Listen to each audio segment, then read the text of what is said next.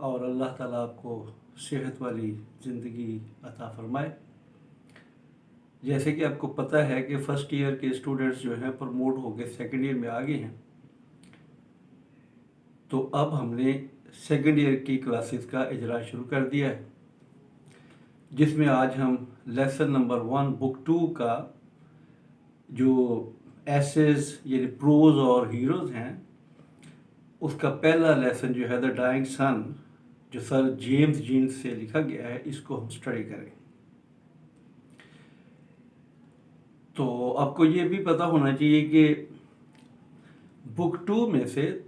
3 marks کی synonyms آئیں گے، یعنی انڈر لائن ورڈ، اور اس کے 4 آپشن دیے گئے ہوں گے، آپ نے اس میں سے صحیح کو ٹک کرنا ہے 3 نمبر کا،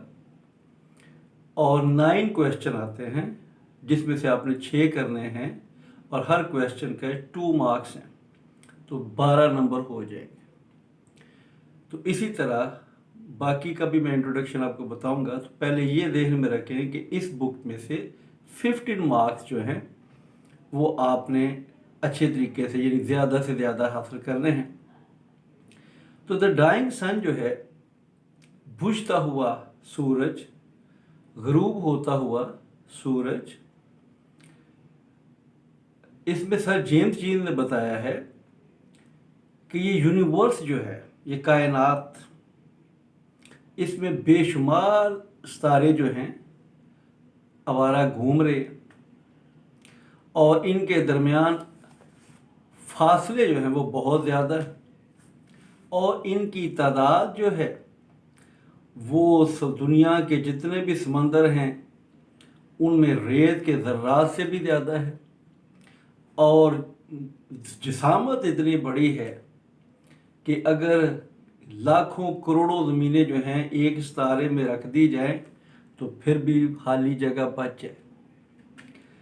تو پھر ان کے درمیان فاصلے بڑے زیادہ ہیں۔ تو اس وجہ سے بڑا ایک ریئر ایونٹ ہوتا ہے کہ ایک ستارہ کسی دوسرے ستارے کے قریب آئے۔ تو سر جیمز جین کہتے ہیں کہ بھائی کوئی 2 ارب سال پہلے یہ ایک ریئر ایونٹ جو تھا یہ رونما ہوا، ایک آوارہ گھومتا ہوا ستارہ سورج کے قریب آیا، اس کے قریب آنے کی وجہ سے سورج کی سطح کے اوپر جو ریز ہیں وہ بڑھنی شروع ہو گئی، کیونکہ اٹریکشن پیدا ہوتی ہے، اس کی وجہ سے اس سورج کا، کیونکہ مولٹن مٹیریل تھا، وہ ایک پہاڑ جو ہے وہ بلند ہونا شروع ہو گیا، اور جو وہ ستارہ اور زیادہ قریب آتا گیا تو یہ جو پہاڑ تھا یہ بلند سے بلند تر ہوتا گیا، اور اتنا بڑا پہاڑ بن گیا کہ ان امیجنیبل، کہ ہم اس کا تصور بھی نہیں کر سکتے۔ اب اسی طرح جب وہ ستارہ اپنے راستے پر اپنے آربٹ میں گھومتا ہوا پرے جانے لگا، تو یہ جو مولٹن مٹیریل تھا، یہ جو بہت بڑا ہیوج ماؤنٹین تھا، یہ بھی سورج سے ٹوٹ گیا اور بے شمار ذرات میں ٹوٹ کر بکھر گیا، اور سورج کے گرد اس نے چکر لگانے شروع کر دی، اور یہ کیا بن گئے؟ پلینٹس بن گئے، سیارے بن گئے۔ اب ان میں شروع میں یہ بڑے گرم تھے کیونکہ بھئی یہ سورج کا حصہ تھے، لیکن گریجولی آہستہ آہستہ یہ ٹھنڈے ہوتے گئے، اور ہماری زمین بھی ان میں سے ایک ہے، اور وہ اتنے زیادہ ٹھنڈے ہو گئے، یعنی زمین جو ہے کہ وہ اب اپنی حرارت کے لیے سورج کی ریڈیشن پر انحصار کر دی۔ تو پھر آہستہ آہستہ سے اس زمین کے اوپر ایک چھوٹے آرگنزمز پیدا ہوئے، جن میں بس یہ صلاحیت تھی کہ اپنے مرنے سے پہلے اپنے جیسے جاندار پیدا کر جاتے تھے۔ پھر یہ زندگی اور زیادہ کمپلیکس ہوتی گئی، پیچیدہ ہوتی گئی، پھر ایسے جاندار پیدا ہوئے جن کی احساسات تھے، جن کی فیلنگ تھی، جن میں حصے جمال تھا، ٹھیک ہے، تو وہ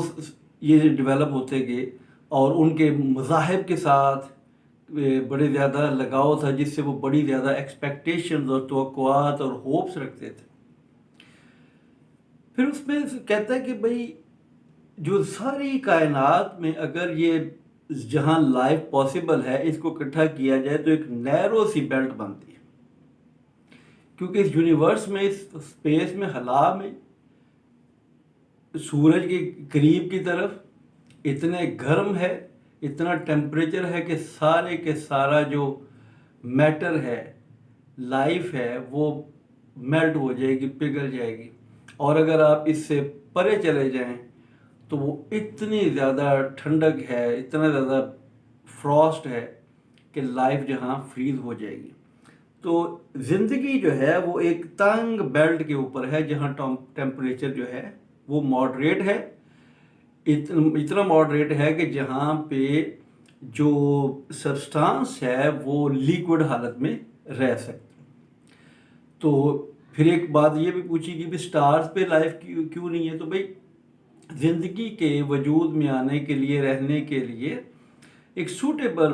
कंडीशन, फिजिकल कंडीशंस चाहिए, टेम्परेचर चाहिए। तो सितारे जो हैं वो तो जलते हुए गोले हैं, वहाँ तो टेम्परेचर थाउजेंड्स ऑफ डिग्रीज है, तो वहाँ लाइफ कैसे एग्जिस्ट कर सकती है। तो टेम्परेचर का बहुत ज़्यादा होना जो है सितारों पे ज़िंदगी नामुमकिन है।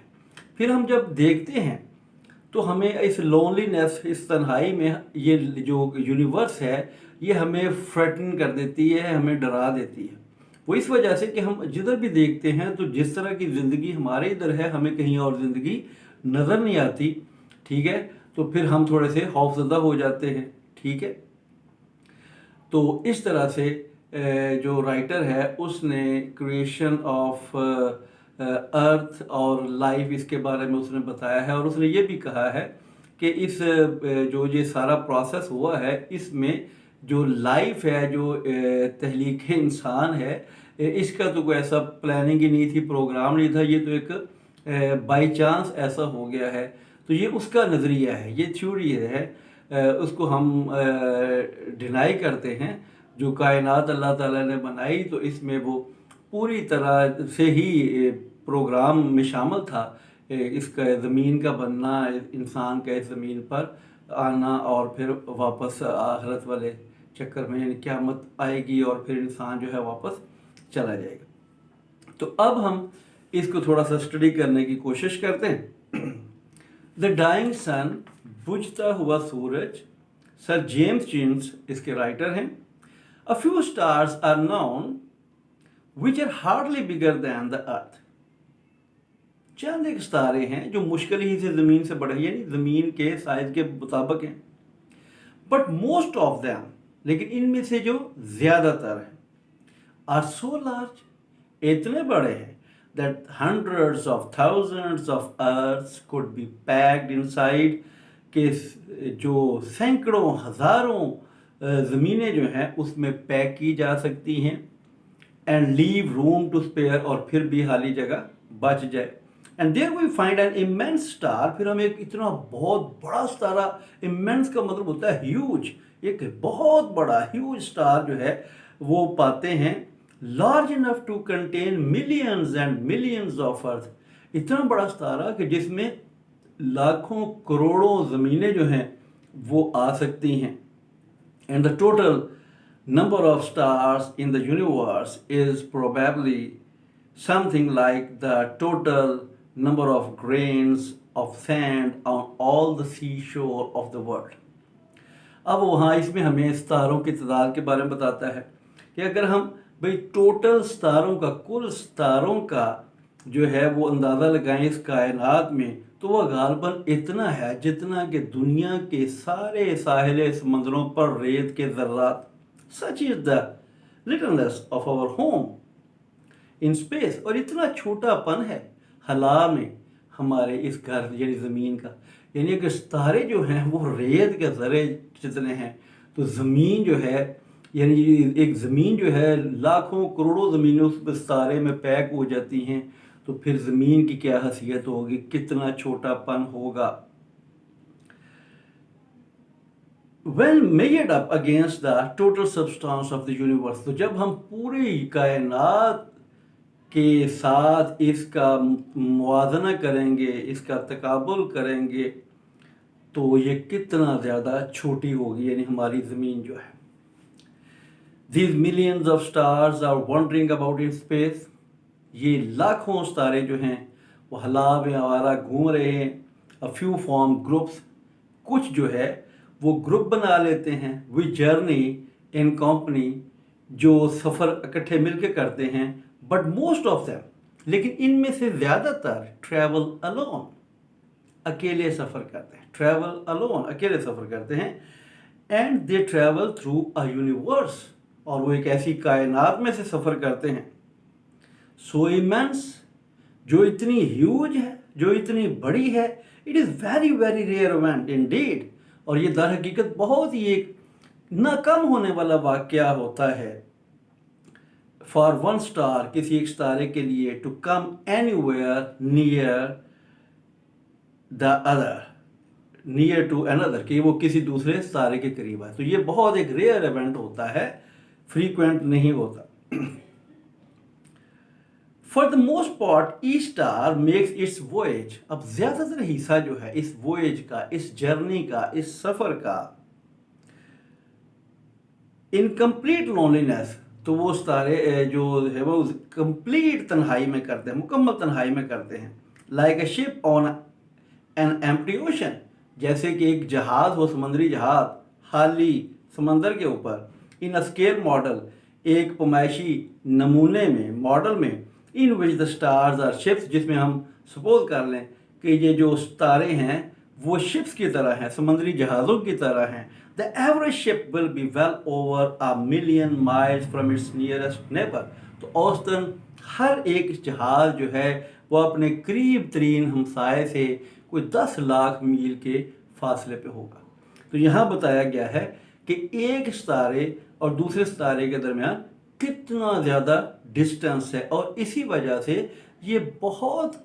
कम ऐसा कोई चांस होता है, बहुत एक रेयर इवेंट है कि कोई दूसरा सितारा जो है वो किसी दूसरे सितारे के करीब आ जाए। From this it is easy to understand, इस बात से ये समझना आसान है, why a star seldom finds another anywhere near it, कि क्यों एक सितारा जो है वो शाज़ो नादर ही किसी दूसरे को अपने करीब पाता है।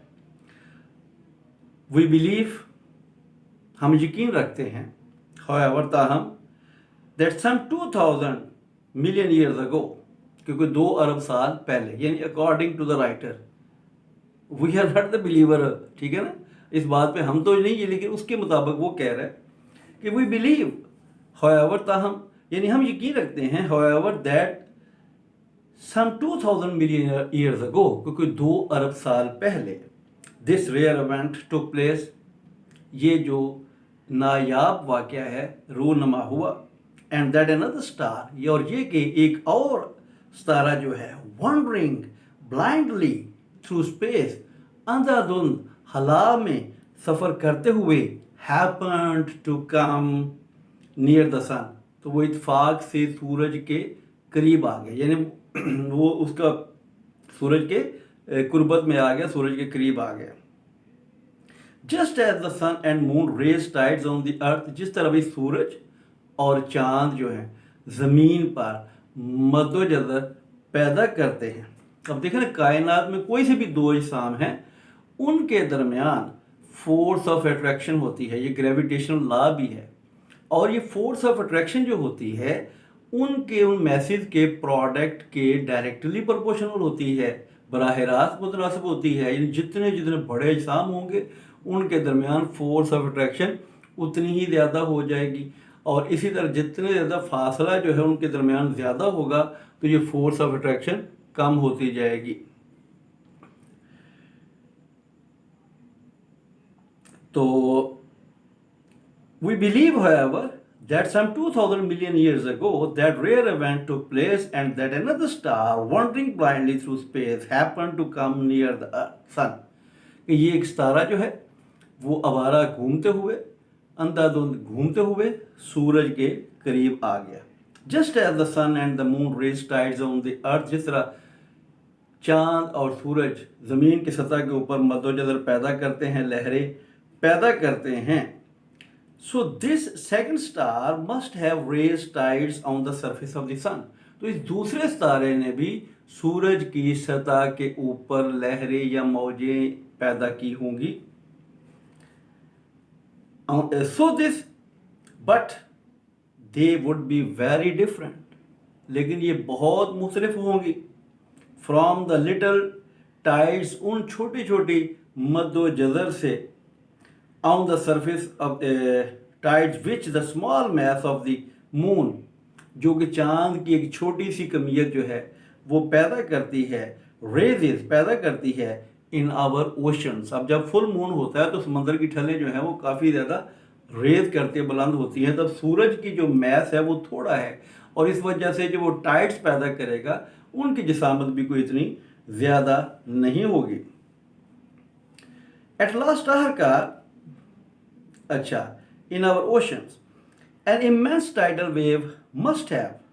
traveled over the surface of the sun. تو پھر ایک اور بہت بڑی مد و جزر جو ہے, یہ ایک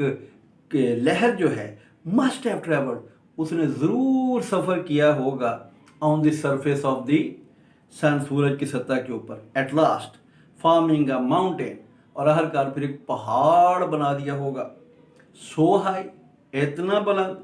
that we can hardly imagine it, کہ ہم مشکل ہی سے اس کا تصور کر سکتے ہیں. as the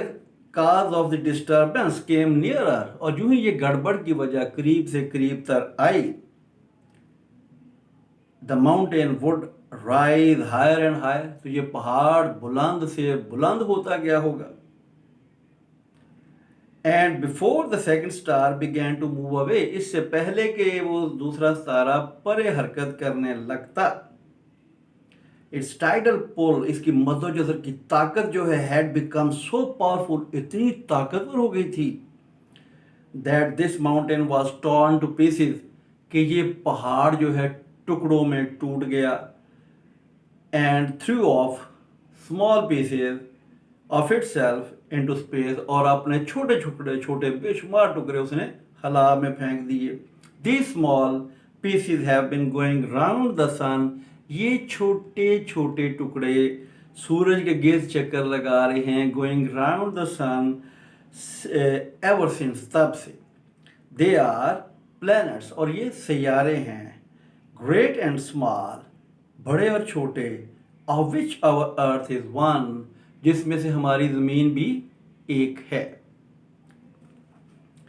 The sun and the other stars we see in the sky, سورج اور دوسرے ستارے جو ہم آسمان میں دیکھتے ہیں, are all extremely hot, وہ سارے انتہائی گرم ہیں. far too hot for life to exist, اتنے گرم ہیں کہ زندگی وہاں اپنا وجود برقرار نہیں رکھ سکتی. تو ستاروں پہ لائف کا ایگزسٹ نہ ہونا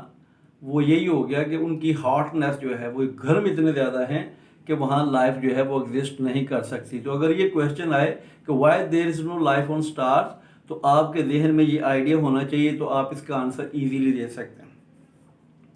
سو also no doubt were the pieces of the sun, تو بلا شبہ also no doubt were the pieces of the sun, یہ بھی سورج کے ٹکڑے ہی تھے. when they were first thrown off, جب ان کو پہلے پھینکا گیا تھا, یعنی جب یہ سورج سے ٹوٹ کر بکھرے تھے تو اس سے پہلے تو یہ سورج کا ایک حصہ ہی تھے نا. gradually they became cooler, تو آہستہ آہستہ یہ ٹھنڈے ہو گئے. until now they have very little heat of their own left, اور اب تک ان کی اپنی جو حرارت ہے وہ بہت کم, یعنی نہ ہونے کے برابر رہ گئی ہے. their warmth coming almost entirely from the radiation which the sun pours down on them, تو اس کی جو حرارت ہے وہ انٹائرلی, کمپلیٹلی, فلی, مکمل طور پر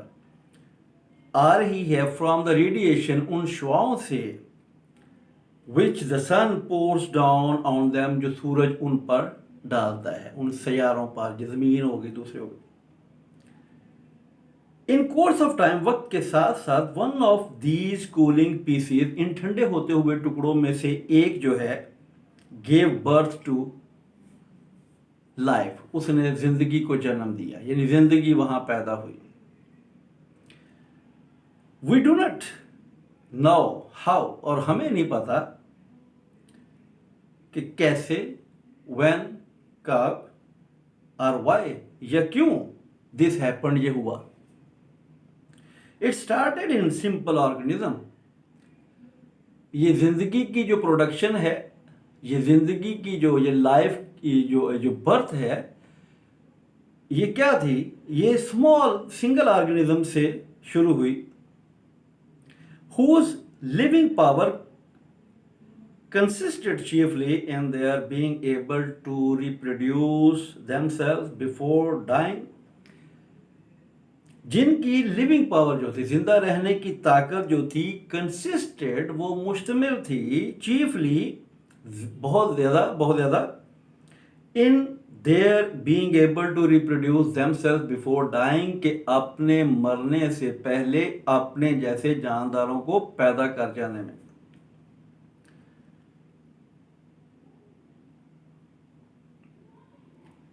before dying, but from these humble beginning, ये जो हम्बल से मतलब ऑर्डिनरी, मामूली जो बिगिनिंग है, आगाज है, came a stream of life, जिंदगी की एक लहर आई, एक बहाव आया, which growing ever more and more complex, जो ज़्यादा से ज़्यादा पचीदा होता गया, has in the end produced beings, और आखिर में ऐसे जानदारों को पैदा किया, whose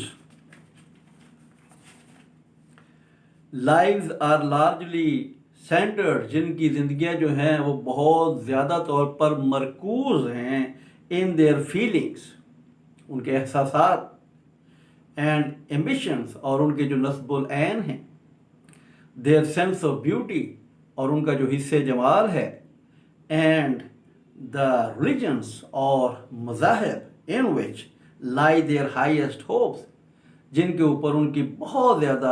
उम्मीदें हैं, and noblest desires, और आला तरीन जो ख्वाहिशात। तो लो बेटे, आधा हमने पढ़ लिया है, तो आप इसको सुने अच्छी तरह से, और नेक्स्ट जो है सेकंड जो लेक्चर होगा उसमें हम इसको इंशाल्लाह ख़त्म कर देंगे। तो फिर जब ये लेसन हो जाएगा, फिर हम करेक्शन और प्रपोजिशन जो है उसको शुरू करेंगे। तो आप टच रहें, आप इन वीडियोस को देखते जाएं, और यूट्यूब पे भी मेरा चैनल है तारिक ज़हीर वड़ैच, उसको भी आप जो है सब्सक्राइब करते जाएं और लाइक करते जाएं, ताकि जो नई से नई वीडियोस आएँ वो आप तक आसानी से पहुंचती जाएं। Thank you very much. Okay, Allah हाफिज़।